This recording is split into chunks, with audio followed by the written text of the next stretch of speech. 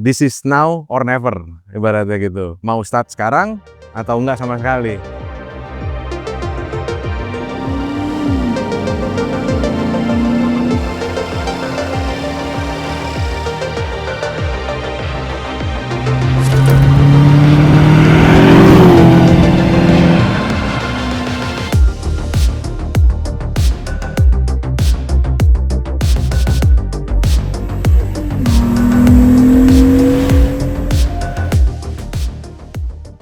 Halo, nama saya Martin, saya pecinta BMW E30.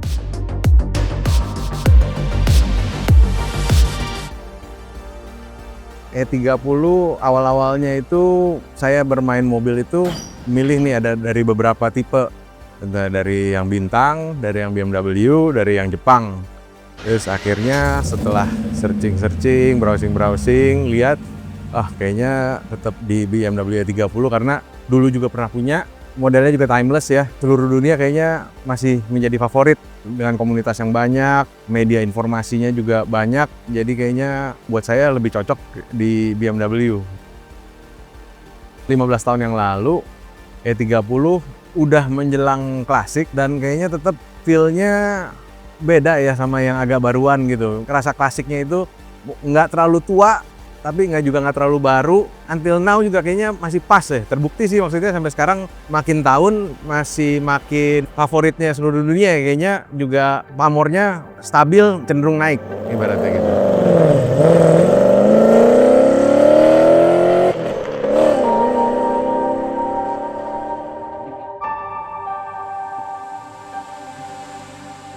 Nggak sangka juga ya ternyata bermain E30 udah 15 tahun nih. Terus ternyata 15 tahun, totalnya ada 3 lagi sekarang. The start dari 1, semua bermula dari yang ini sih. Tapi tentu awalnya ya nggak begini. Dari sedan, mungkin setelah 2-3 tahun, kita main gonta-ganti pelek, body kit. Terus akhirnya kok main mobil kayaknya kalau hobi kayaknya harusnya nggak begini aja gitu.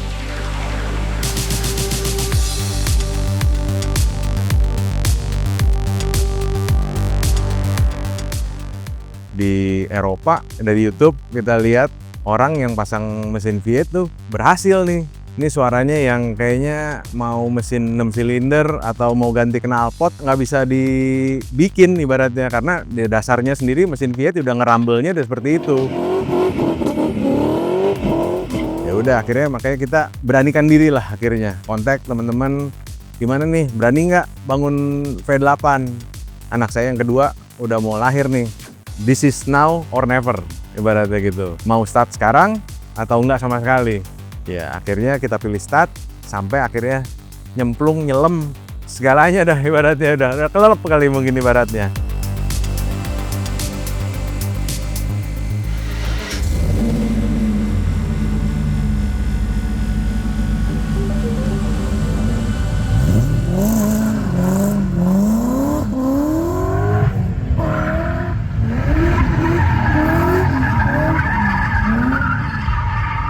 Mobil ini saya beli awalnya dari 2010. Selesai mungkin kurang lebih 2-3 tahun ya akhirnya gitu. Ternyata swap engine tuh nggak straightforward ya. Maksudnya dari 4 silinder menjadi 8 silinder tuh banyak sekali ternyata rentetannya. Kurang lebih 2016 mulai banyak nih dari kenalan temen-temen E30 sedan sama coupe bisa di-convert. Wah menarik ya, mau gila-gila sekalian deh. Langsung aja kita bikin 2 pintu and juga wide body. Pandem style nih, yang waktu itu lagi hype banget. Baru selesai, belum finishing, ada event di Jogja. Ikutin drag race deh, pengen tahu lah sehebat apa sih nih V8 4000 cc ini. Mumpuni, bisa apa enggak sih, apa cuman suaranya doang. Ya akhirnya ternyata lumayan sih, 402-nya bisa dapat 14,6 detik QTT sampai race-nya juga gitu ibaratnya.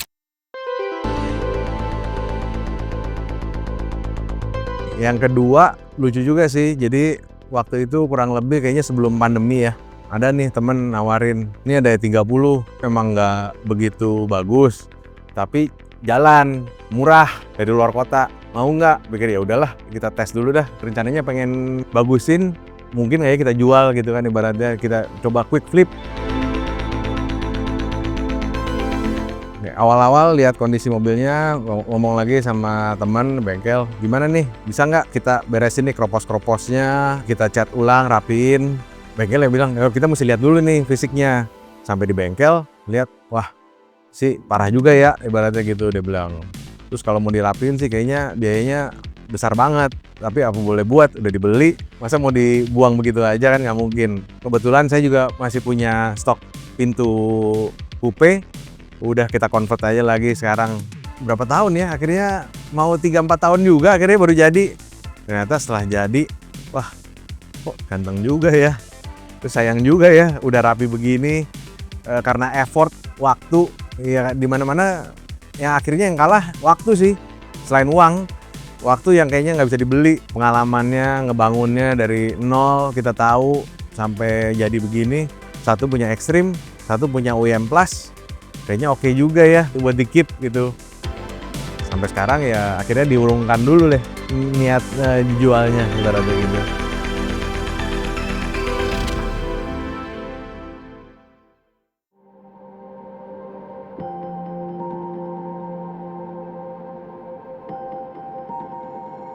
Di selang perjalanan itu ada lagi yang nawarin standar, rapi, harganya cukup oke nih, kondisi jalan, surat hidup. Ya udah deh kita samperin. Saat itu kayaknya sebelum pandemi juga ditawar, nah, akhirnya dikasih. Udah nawar, udah dikasih, nggak deal kan nggak enak. Ya akhirnya udah bawa pulang, kuatkan hati, jangan diapa-apain lagi, jangan terlalu ekstrim. Pokoknya tetap 4 pintu, kan nggak punya 4 pintu lagi sekarang akhirnya ya udah.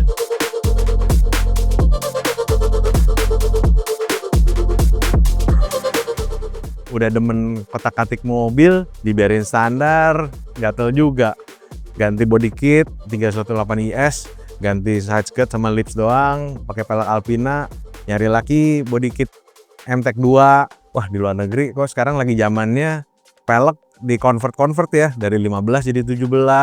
Pas punya BBS 15 inci, saya punya channel import dan bisa, ya udah akhirnya kita main semi ekstrim sedikit deh, body kit standar, cuman ya peleknya kita ikutin BBS yang lagi culture gini sekarang, dari 15 menjadi 17 inci. Pada akhirnya seperti sekarang udah punya 3 nih, udah jadi semua lah ibaratnya. Ya udah saya pikir, oke, 1 buat harian, 1 buat weekend, 1 buat event.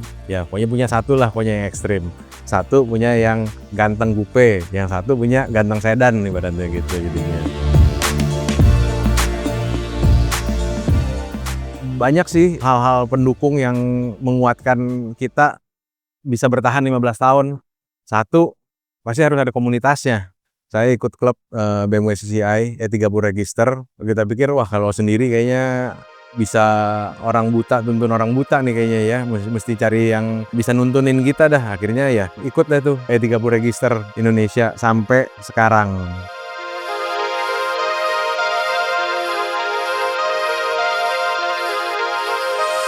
Rasanya ada feel di mobil kotak ini yang berbeda dari yang lain.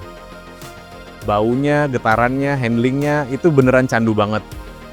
Dan tanpa planning apapun, gue malah udah ngebangun segitiga E30 yang sempurna.